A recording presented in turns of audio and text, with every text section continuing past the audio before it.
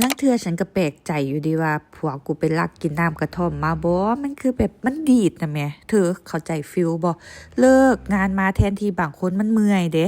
อันนี้เลิกงานมาดีดดองดองโอ้ยสิพาเมียไปกินบาร์บีคอนว่าซั่นไกล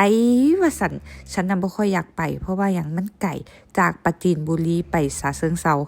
ไกลบักคักขับรถประมาณชั่วโมงครึ่งเกือบ2ชั่วโมงนะคันมื้อใดรถติดนะแต่เราก็พาฉันไปกินเพราะว่าหยังอยากให้ฉันออกจากห้องเฮ็ดจังใดก็ได้เฮ็ดทุกวิธีทางที่จะรอฉันออกจากห้องได้เพราะว่าดิฉันติด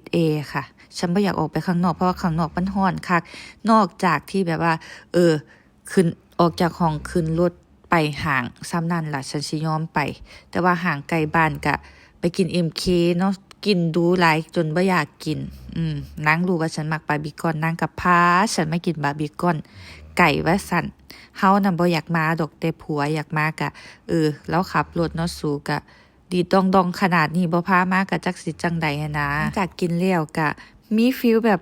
อยากเป็นคนมีความรู้ตัวกะพากันเข้าร้านหนังสือฉันน่ะมักซื้อหนังสือแต่ว่าติดอย่างเดียวฉันบ่อ่านแต่ว่ามักซื้อค่ะมื้อนี้ก็ได้หนังสือ HAK มาว่าสิตั้งใจอ่านเด้ตอนแรกขอผัวไปเรียนภาษาอังกฤษอยู่ต่างประเทศแต่เบิ่งทรงนางบ่อยากให้ไปว่ะเพราะว่านางถามฉันว่าฉันสิเอาตัวรอดได้อยู่บ่ถ้าไปอยู่คนเดียวฉันก็เลยเปลี่ยนใจมาเรียนภาษาจีนคือเก่าแต่ฉันก็งึดเจ้าของอยู่เด้โรงเรียนภาษาอังกฤษเสียเงินตั้งว่าหลายหมื่นแต่ว่าบ่เข้าหัวเลยเป็นการเรียนที่แบบบ่เข้าใจบ่ได้อีหลีเด้อภาษาอังกฤษนะภาษาจีนกูเรียนไปก็ยังพอจำได้พอใส่ได้พอคุยได้แต่ภาษาอังกฤษนี่มึงมืดตึ๊บ